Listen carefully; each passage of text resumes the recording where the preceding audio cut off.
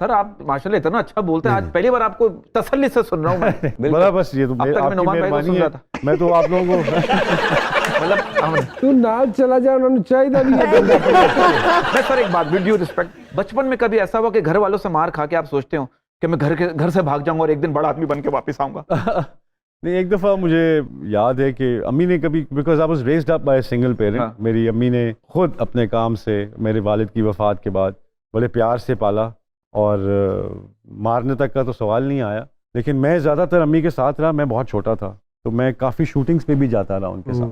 बस ये था कि नहीं ऐसा कभी हुआ नहीं मेरे साथ, लेकिन हाँ, लेकिन वो शरारत तो करते होंगे ना जिसपे अम्मी आपकी जरा गुस्सा हो जाती है। जो शरारत तब पता चलती है अगर वो आगे से कुछ रिएक्शन आता। हाँ, बिकॉज सिंगल पेरेंट जो है ना वो रिस्पॉन्सिबिलिटी ज्यादा ले जाता है। बिल्कुल। मुझे लगा कि अम्मी ने अब्बा की कभी माफी कर दी, कभी अम्मी की माफी कर दी, तो वो माफी में ही रहा। हाँ, बड़े भाई के साथ बहुत होता था, वो जरा बड़ा था तो इजाज भाई के साथ हमेशा ही होता था कि उसको पड़ रही होती थी कहीं ना कहीं से। तो मेरे लिए ज्यादा ये था कि अम्मी थॉट कि शायद मेरा वक्त ज्यादा नहीं गुजरा वालिद के साथ, तो she felt more giving towards मेरी तरफ से। और उसके बाद तक मेरी कई गलतियां वो ऐसे माफ करती रही हैं जैसे पता ही नहीं था। सर हमारे एक डाकिया साहब हैं जो किसी न किसी का पैगाम लाके सुनाते हैं हमारे प्रोग्राम में, अगर आपकी इजाजत हो तो। जी प्लीज प्लीज सर, आइए शिरोर साहब, बहुत सारी तालियां मुझे। शिरोर साहब डाकिया है, मिलिए सर। वाह, शान साहब नीड्स नो इंट्रोडक्शन। किसका आज पैगाम लेकर आए हैं? आज जो पैगाम जो है वो एक बड़े बेचारे गरीब प्रोड्यूसर का पैगाम। ओहो, सरकार को गरीबी बेचारा हो गया है। ये फिल्म बनाने से पहले हुआ है बाद में हुआ है? बाद में। पुरानिया फिल्म का प्रोड्यूसर, पुरानी फिल्म का। देखो ना जी, इन्होंने प्राइवेट प्रोड्यूसर मार देता ना, मार देता। तो नए आइडियाज कहाँ से आएंगे? बहुत बात, बड़ी लंबी बातें हैं, ये एक सेशन में होने वाली नहीं है। उसकी अर्जी है सरकार, वो कहता है कि आपो अपनी सब नू पै गई, मेरी फिल्म तो विच ही रह गई। वाह वाह। ते जिंदगी सारी दी कमाई सारी चुक के फिल्म ते लाई, घर गृहस्थी भुखी बह गई, मेरी फिल्म ते विच ही रह गई। ते सोचिया सी कि बड़ी चढ़ेगी, मेरी फिल्म ना करेगी, ते मैनू लम्मी हथी लै गई, मेरी फिल्म ते विच ही रह गई। ते चट्टी ऐसी भर बैठा वा, पेमेंट सारी कर बैठा हुआ, ये हुई नेकी भारी पै गई कि पेमेंट सारी कर देते, एडवांस लेके कौन कम करता। अच्छा प्रोड्यूसर था। तो मेरी फिल्म ते विच ही रह गई, ते पैसे मेरे खा खू गए ने, चूना मैनू लालू गए ने, वाह वाह, चूना मैनू लालू गए ने, मेरी बेड़ी लगदा बह गई, मेरी फिल्म ते विच ही रह गई। ते हीरोइन जेड़ी कीती कास्ट तो वो ते किधरे हो गई लास्ट, वो ते किधरे हो गई लास्ट, बाहर गई सी बाहर ही रह गई। तो मेरी फिल्म ते विच ही रह गई, ते डायरेक्टर साहब ने सोहना फसाया, ट्रक दी बत्ती मगर लाया, वाह वाह, ट्रक दी बत्ती मगर लाया, कम दी वारी फुड़की पै गई। वाह वाह वाह, मेरी फिल्म तो विच ही रह गई। रोज ही मेरे लगदे चक्कर, हीरो साहब भी गए ने मुक्कर, मेरे ख्वाब दी कोठी टह गई, मेरे ख्वाब दी कोठी टह गई, ते मेरी फिल्म ते विच ही रह गई, ते सारे किधरे हो गए तितर, मेरे लिए ते रह गए चित्र। अच्छा, ਉਹਨਾਂ ਦੀ ਤੇ ਪੂਰੀ ਪੈ ਗਈ, ਮੇਰੀ ਫਿਲਮ ਤੇ ਵਿੱਚ ਹੀ ਰਹਿ ਗਈ। ਵਾਹ ਵਾਹ ਵਾਹ ਵਾਹ ਵਾਹ ਵਾਹ ਵਾਹ। ਤੇ ਜਿਹੜੇ ਮੈਨੂੰ ਠੱਗਣਗੇ, ਜਿਹੜੇ ਠੱਗਣਗੇ, ਕਦੇ ਤੇ ਮੱਥੇ ਲੱਗਣਗੇ। ਅੱਛੀ ਗੱਲ ਹੈ। पेमेंट नहीं जो इदा ही लै गई, ते मेरी फिल्म ते विच ही रह गई। बहुत सही तालियां जी। वाह वाह वाह। कुछ पूछना चाह रहे थे आप? अवार्ड्स की जो बात हो रही थी, तो काफी लोगों ने ऐसा प्लान बनाया होगा, आपके साथ कभी ऐसा हुआ किसी ने कहा होगा यार जाना नहीं, मैं भी नहीं जाऊंगा, बाद में वही बैठा हो सबसे आगे? मेरे साथ वैसे तो इतनी नहीं है रहती गुफ्तगू, बाकी मेरी जितनी कम्युनिटी है, नुमान से मेरा प्यार है। नहीं सर, जैसे बहुत से लोग कहते हैं ना यार मैं पाकिस्तानी, मैं पाकिस्तान में ही काम करूंगा, यहीं मर जाऊंगा, लेकिन वहां से जब ऑफर होती है ना, वो नजर भी आ रही है, ब्रीफकेस तैयार होते हैं, हाँ पासपोर्ट तैयार होता है, बड़ी दफा हुआ है और बल्कि होता रहता है। और मुझे इंडिया को ना करने के बाद पाकिस्तान में जिन मुश्किलात का सामना करना पड़ा, वो हैरान कौन था। सर कोई गजनी आपने मना की, गजनी जी, लेकिन वो बात बड़ी मजे की है जब आपने गजनी को जो इनकार किया था, वो बात प्लीज बताएं ना क्यों मना किया? ये पूरी कौम पूछ रही है ये सवाल। पहले तालियां बजाएंगे हम, आप कि आपने मना किया।